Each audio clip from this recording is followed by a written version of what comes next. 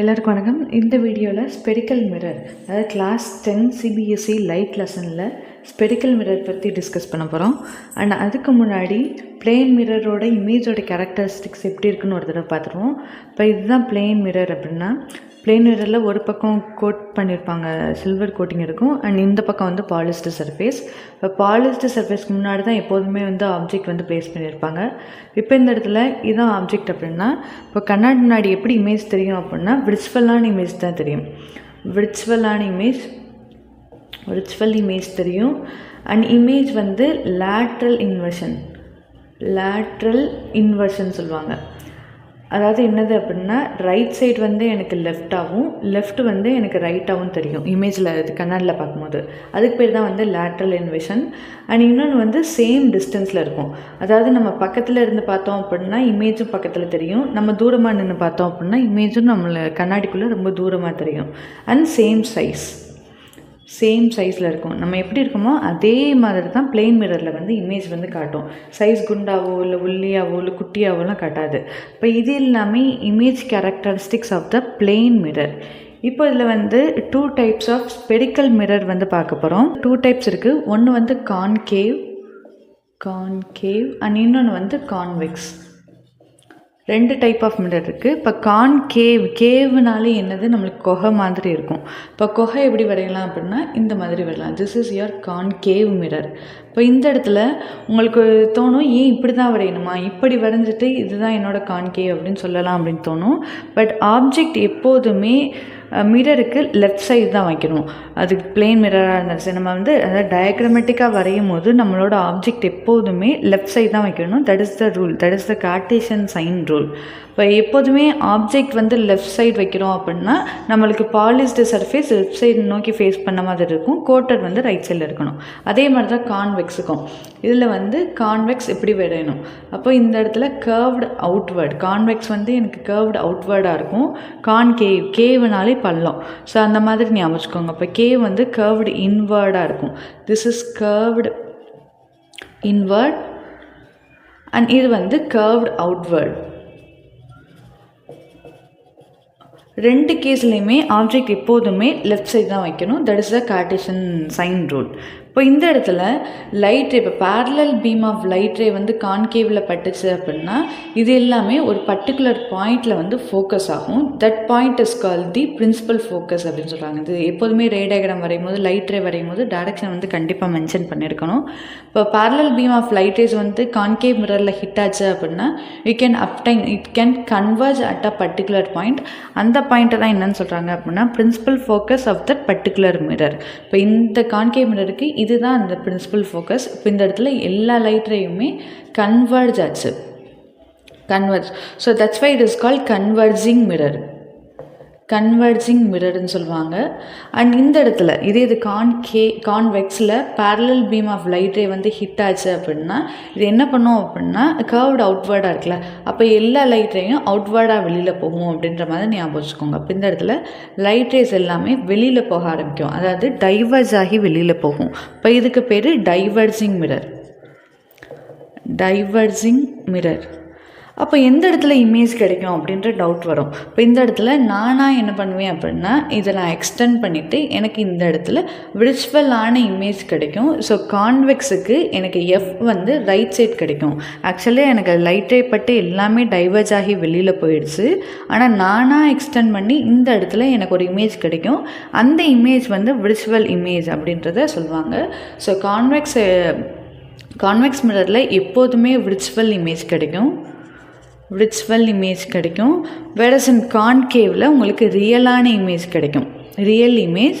But ஒரே ஒரு கேஸில் மட்டும் விர்ச்சுவல் இமேஜ் கிடைக்கும். அதை வந்து இன் டீட்டெயில்டாக நெக்ஸ்ட் வீடியோவில் வந்து பார்ப்போம். இப்போ மோஸ்ட் ஆஃப் த கேஸில் வந்து இந்த இடத்துல ரியல் இமேஜ் கிடைக்கும்.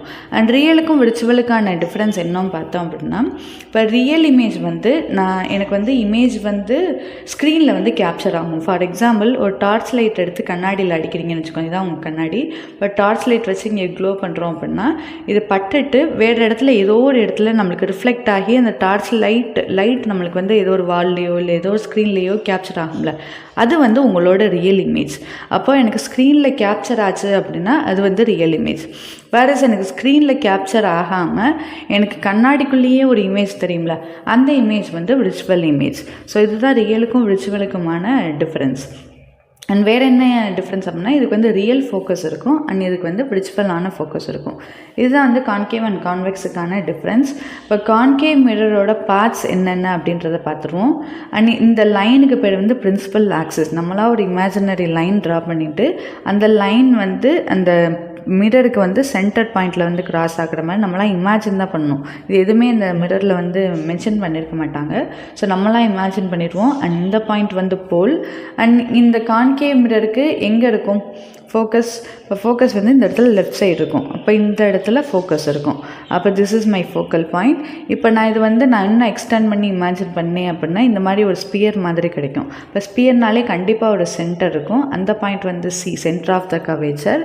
அண்ட் எஃப்க்கும் சியும் எப்படி இருக்கும் அப்படின்னா, பாயிண்ட்லேருந்து பி வரைக்கும் இருக்கிறது ஃபோக்கல் லென்த் அப்படின்னா, அண்ட் எஃப்க்கும் சிக்கும் அதே அளவு தான் இருக்கும்.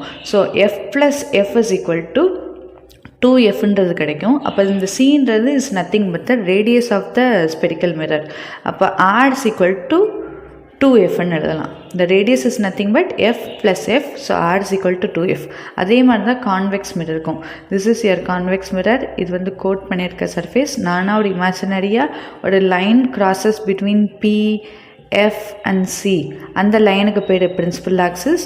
அண்ட் இந்த டிஸ்டன்ஸ் வந்து F அப்படின்னா இதை வந்து நான் பெருசாக இமேஜின் பண்ணேன்னா this is my centre point. Centre இந்த இடத்துல இருக்கும். So this is my centre point. இந்த சென்டருக்கும் ஆருக்கும், அதாவது Pக்கும் Cக்கும் இருக்கிற டிஸ்டன்ஸ் தான் ரேடியஸ். அந்த ரேடியஸுமே இஸ் ஈக்குவல் டு 2Fன்ற டிஸ்டன்ஸ். இதுதான் வந்து ஆருக்கும் எஃப்க்குமான ரிலேஷன். அண்ட் எம் என்னன்னு அந்த ரிஃப்ளெக்டிங் சர்ஃபேஸ்க்கு ஒரு நேம் வைப்பாங்க. That is call aperture. And C வந்து centre of the curvature. R is the radius of the spherical mirror. And F is the focal point of the focal length of the spherical mirror. And the பீன்றது point. இப்போ concave mirror வரைய சொன்னாங்க அப்படின்னா இது எல்லாமே மேண்டட்டரியாக வரைஞ்சிருக்கணும். Mirror போட்டிருக்கணும் and coating surface போட்டிருக்கணும். ஒரு லைன் கண்டிப்பாக ட்ரா பண்ணியிருக்கணும். This is point P and F, C. அண்ட் இதை வரைஞ்சிட்டு தான் அதுக்கப்புறம் தான் ஆப்ஜெக்டை எந்த இடத்துல ப்ளேஸ் பண்ணணும் அப்படின்றதே ஃபர்தராக பார்க்கணும். இப்போ மிரருன்ற டேர்ம் வரைய சொன்னாலே இதெல்லாம் மேண்டட்டரி, கண்டிப்பாக வரைஞ்சிருக்கணும். அண்ட் அதுக்கப்புறம் தான் ஆப்ஜெக்டை எந்த இடத்துல ப்ளேஸ் பண்ணுவாங்க அப்படின்றத நெக்ஸ்ட் வீடியோவில் இன்னும் டீட்டெயிலாக வந்து பார்ப்போம். அண்ட் இந்த இடத்துல இது மட்டும் சொல்லிடுறேன், இந்த இடத்துல ஃபோக்கஸ் வந்து லெஃப்ட் சைடில் இருக்கிறதுனால லெஃப்ட் சைட், அதாவது கிராஃப் மாதிரி எடுத்துக்குவாங்க. கார்ட்டீசியன் சைன் கன்வர்ஷன் எப்படி பார்ப்பாங்க அப்படின்னா, இப்போ கிராஃபில் வந்து இப்போ திஸ் இஸ் எக்ஸ் ஆக்சிஸ், இது ஒய் ஆக்சிஸ்னால் இங்கிட்ட ஃபுல்லாக நம்மளுக்கு கிராஃபில் தெரியும் இது எல்லாமே பாசிட்டிவ் ஆக்சிஸ். அண்ட் இங்கிட்ட ஃபுல்லாக நெகட்டிவாக இருக்கும். அதே மாதிரி கீழே ஃபுல்லாக நெகட்டிவ் அண்ட் மேலே ஃபுல்லாக பாசிட்டிவ். ஸோ இப்படி தான் வந்து கார்ட்டீசியன் சைன் கன்வர்ஷன் எடுத்திருப்பாங்க. இப்போ இந்த பாயிண்ட்டை தான் பி, இந்த நம்ம வந்து கிராஃபில் ஆரிஜின் சொல்லுவோம். இப்போ இந்த பாயிண்ட்டை பின்னு எடுத்துக்கிட்டு இந்த இடத்துல தான் மிரரை வைப்பாங்க. எய்தர் இட் மே பி கான்வெக்ஸாக இருக்கலாம், அப்படி இல்லைனா கான்கேவாக இருக்கலாம். ஸோ எதை வச்சாலும் இந்த பாயிண்டில் இருந்து தான் எல்லாத்தையுமே மெஷர் பண்ணுவாங்க. இப்போ ஃபார் எக்ஸாம்பிள் கான்கேவ் எடுத்துக்கோங்களேன். This is concave mirror. இப்போ கான்கேவில் எஃப் எந்த பக்கம் வந்தது? ஏன்னா it can converge at a particular point. அந்த பாயிண்ட்டை தான் நம்ம எஃப்னு எடுப்போம். இப்போ இந்த பாயிண்ட் எஃப். அப்போ கான்கேவுக்கு எப்போதுமே எஃப் வந்து நெகட்டிவாக இருக்கும். ஏன்னா கிராஃபுக்கு லெஃப்ட் சைடு இருக்குது.